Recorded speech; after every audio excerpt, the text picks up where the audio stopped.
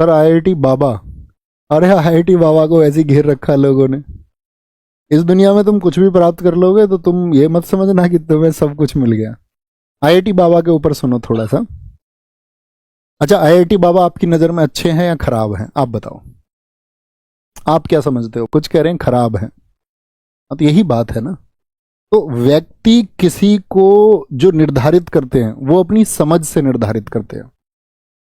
किसी की फिलॉसफी कैसी भी सही, सामने वाला जो निर्धारित करने वाला है ना, उसकी फिलॉसफी कैसी है, वो एंगल उन दोनों के बीच में इस बात पर निर्भर करेगा।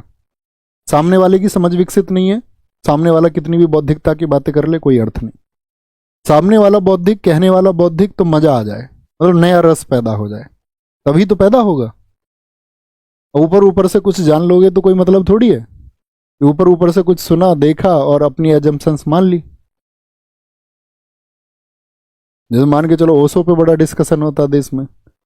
ओशो जब कभी भी साइंस पे बोले तो खराब ही बोले, अब कोई मानने को तैयार नहीं, क्योंकि ओशो के पक्ष में एक बड़ा वर्ग है। ओशो बहुत तार्किक आदमी है, नो डाउट, लेकिन ओशो एक बार विज्ञान पे बोल रहे थे तो उन्होंने इलेक्ट्रॉन का चार्ज पॉजिटिव बता दिया और सारी व्याख्या उस तरह से कर दी सकारात्मक रूप से, और न्यूट्रॉन का एक नेगेटिव चार्ज बता दिया और उसकी व्याख्या उस तरह से करके सारी कर दी। तो परफेक्शन तो किसी के अंदर नहीं है। कोई व्यक्ति किसी एक क्षेत्र विशेष में, जैसे आपका जाति व्यवस्था पर जब ओशो बोलते हैं, या जब ओशो की बात किसी धार्मिक स्थिति के बारे में होती है, तो वो बहुत सटीक हैं और उनके तर्क बेमिसाल हैं। No one can defeat him.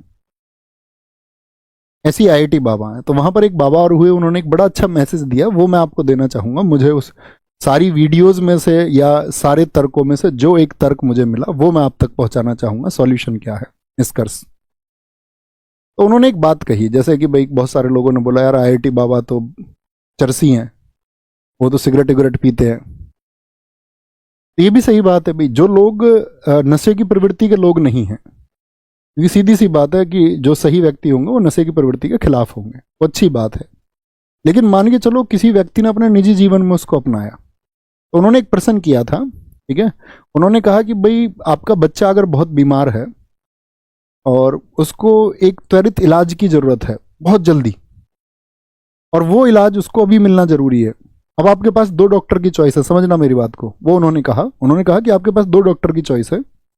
एक चॉइस तो ये है कि एक डॉक्टर ऐसा है जो शराब पीता है और सिगरेट भी पीता है, लेकिन उसका जो सर्जरी का सक्सेस रेट है वो 100% है, यानी 100% इलाज करेगा और ठीक करेगा।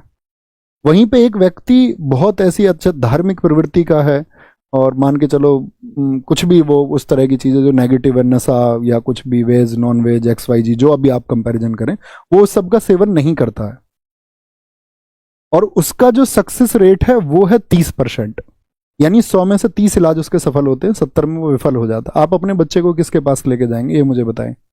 100% वाले के पास में या 30% वाले के पास में? विचार ही नहीं करोगे, ये देखोगे कि भैया कामयाब कौन है। तो ये जीवन की फिलॉसफी है। कोई भी व्यक्ति अपने जीवन में क्या कर रहा है आप उस पर टिप्पणी मत करो, वो उसका निजी जीवन है। आपसे उसका जो सार है, जैसे मान के चलो आप एक अच्छे शिष्य हो सकते हैं, तो मैं एक अध्यापक और शिष्य, हमारे बीच में क्या है, एक ट्रांसफर ऑफ नॉलेज। वो कैसी है, हमें इस बात से मतलब होना चाहिए, हमें किसी की निजी जिंदगी में नहीं जाना चाहिए, वो उसका निजी जीवन है। बात समझ पा रहे मैं क्या बोल रहा हूं? बहुत सारे लोगों ने कहा कि हम 100% वाले के पास जाएंगे, बहुत शाबाश है।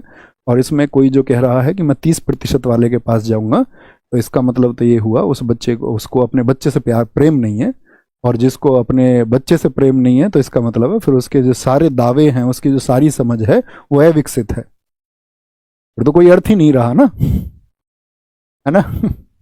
ठीक है, इतना समझना है। वो किसी भी व्यक्ति का निजी जीवन, आपको ये देखना चाहिए ट्रांसफर ऑफ नॉलेज में क्या चीजें आपके पास पहुंच रही हैं, आपको वो समझ पा रहे हो, आप उसको एक्सप्लोर कर पा रहे हो, नहीं कर पा रहे हो, नहीं तो कुछ और नहीं। यहां पर आए।